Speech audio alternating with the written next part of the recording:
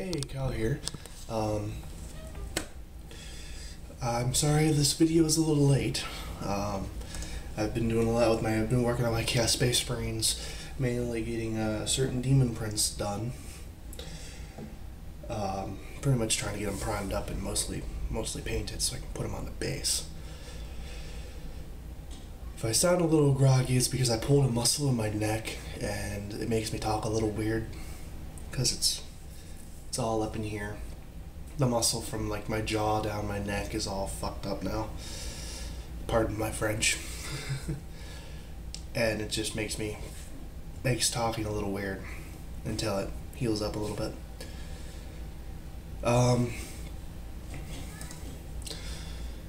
I looked at last week and on Sunday. I took a look at the 6th edition rulebook, and even though a lot of the stuff I've heard about what people have done, it's not as bad as what people were hoping for. People were thinking that 6th edition was just going to bomb the whole game and it would be pointless to play. But in reality, even a few of the people who were completely saying it was going to be crap are actually impressed, same as I am. I know some of the rules that they based off of fantasy, but they brought over some of the rules from fantasy and fit them in the 40k, such as the I think there's you can challenge, each independent characters can challenge under other independent characters to where nobody can interfere. Don't quote me on any of this because I haven't actually read the rulebook yet. But I know that's one of the big changes that they've done. And then it's 2d6 for charging. You gotta be within 12 inches and I think 4 inches away or something like that to be able to charge. And you have a chance of failing. And then they would be unable to do anything for their assault phase. Which, that's kind of a hit and miss. A lot of people like it, a lot of people don't. I'm neutral about that. I played fantasy. I had a fantasy army back in the day when 7th or 8th, I think 8th came out for fantasy, when the new fantasy rulebook came out. And you know, them bringing some of the stuff over is kind of interesting, especially now that they're doing the mysterious terrain. You know, you roll randomly for terrain and certain pieces count as having special abilities that affect the battlefield.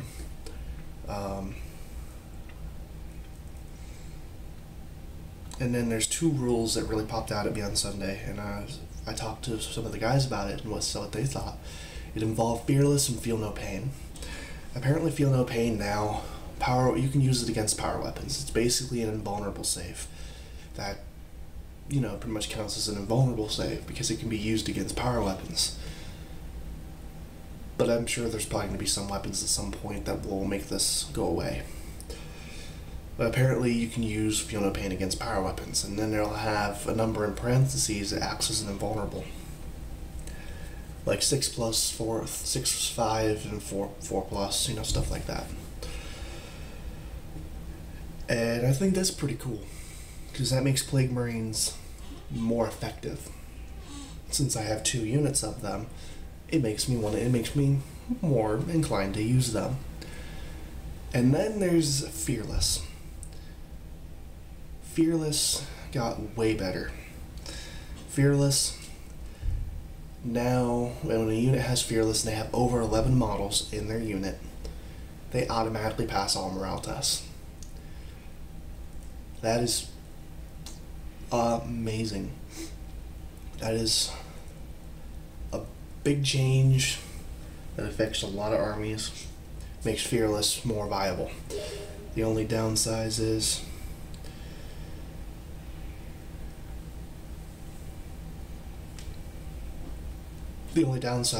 you gotta have over 11 models for Fearless to be effective. Which means that a lot of transports won't be able to fill these units unless you're able to split them up. But even then, it wouldn't really matter. So Fearless is more effective for stuff like Khorne Berserkers, because you'd have to have them at the max amount of numbers and have them run across the field. which in reality that is a very risky thing, especially with Space Marines, because with enough ordnance, they're pretty much paper. But in the case of something like orcs, you know, orcs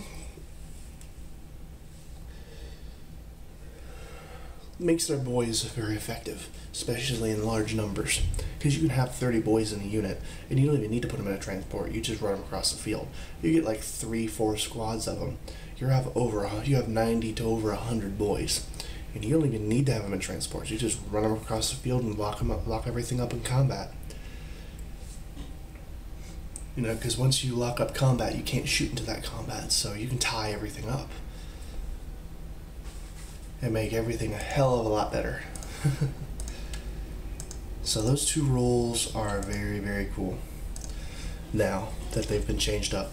And something else I find really cool is you can now buy fortifications as part of your army, such as an Aegis defense line, a Sky Shield landing pad, a Bastion, and the Fortress of Redemption.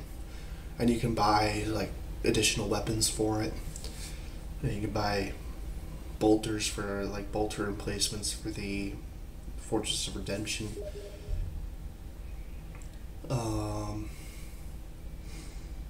What else? The Aegis defense line is like the cheapest, and you can get like a quad cannon, which is like 2 twin linked autocannons, which is phenomenal. You know, and you have a place to put your heavy weapon units. You can put them right into the Aegis defense line, which it has to be a circle. It has to be connected like a circle in order for it to be viable. You can't have it in like a straight line. It just makes for a lot of cool stuff. Because let's say Chaos Space Marines and Obliterators are still good. I can get Obliterators and then get the Aegis defense line, set up the Aegis defense line, and then put my Obliterators right in there, and they have some sort of protection. And then they have, like I put on the quad cannon, and it's, you know, it's awesome. And Sky Shield landing pad is also really cool because you can deep strike units right onto it and they won't scatter. And if jump infantry and, you know, flying infantry jump up onto it, they doesn't count as going into difficult terrain or dangerous terrain. So it makes me want to get some pieces of the terrain to put in armies. Because now, even though it kind of makes it look like Games Workshop wants you to buy more terrain, but that's not going to stop people from actually making it themselves and making it the same size just to save that money. But I do like Games Workshop terrain, so I might actually fork out and get some of the terrain. Might not get the Fortress of Redemption, mainly because it's like over $100. So there's a lot of options now, and pardon me, I'm gonna turn the camera. I gotta look how the video is. Because the way this camera works is it only records in like 20-minute increments. So once it hits 20 minutes, it restarts the timer and starts another file, which means I gotta edit stuff together. So there's a lot of good stuff now, and a lot of options, especially with the Allied system, which is very, very nice. And one thing I want to clear up is that right now, you can take special independent characters like Epidemus, you know, Abaddon, stuff like that in your supporting force. It's just that depending on the alignment, their abilities will only affect the supporting force or your entire force, depending on alignment. Which in the case of Chaos Space Marines and Chaos Demons, people can get freaking Epidemus and completely troll everybody. Because I have a friend who wants to do an Epidemus supporting list with this Chaos Space Marines. Which means that I might also do that at some point too, something like that.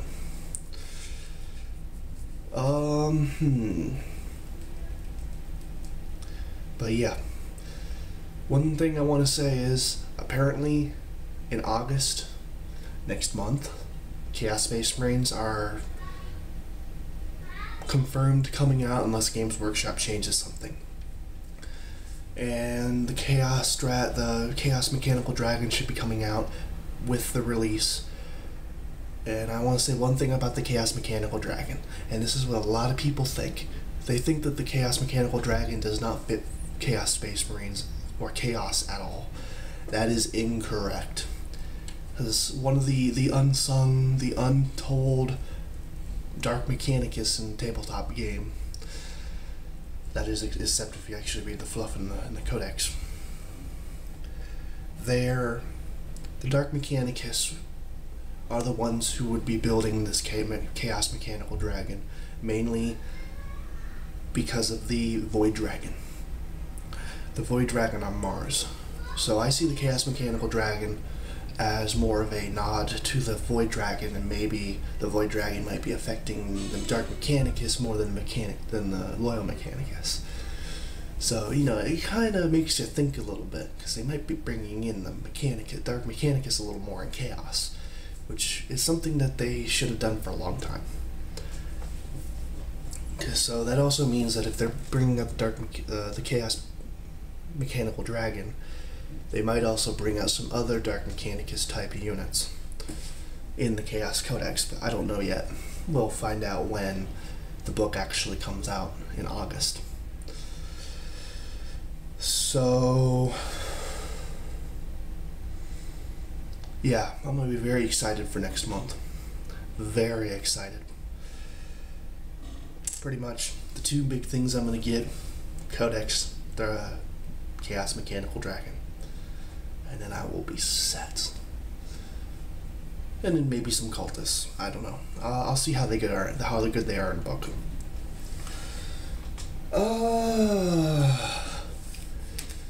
Lists and what my plans are with all this new information. Give me a moment.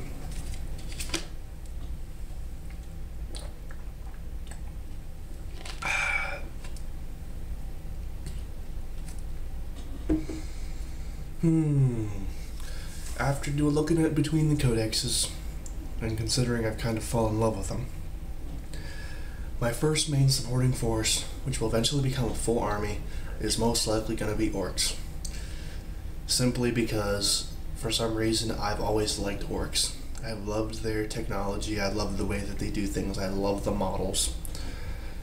And I would love to do orky conversion work. I've done in the past, just on a smaller scale, and mainly terrain and stuff. But I want to do,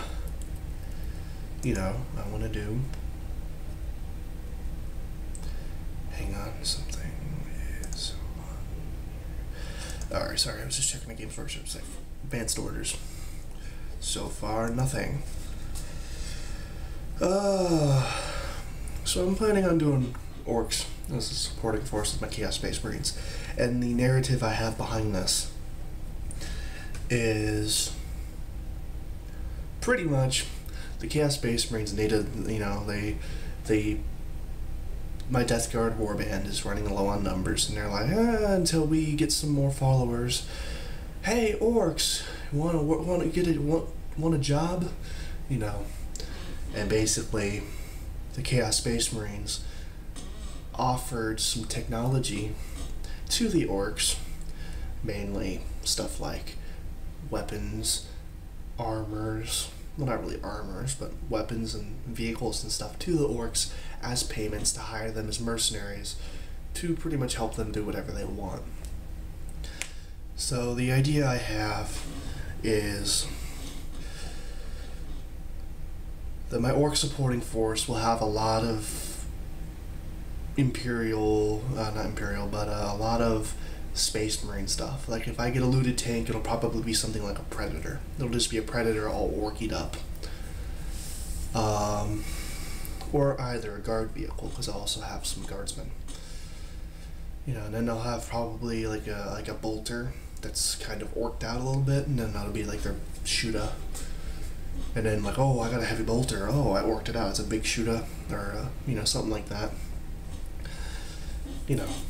Kind of throw in some Space Marine bits, because that'll be their payment, and then they kind of work it out and use it as their own stuff. But that's when, if I want to make a Def Dread, I'll just say I'm gonna get the the Venerable Dreadnought and make that into a orky thing. You know, orc that out.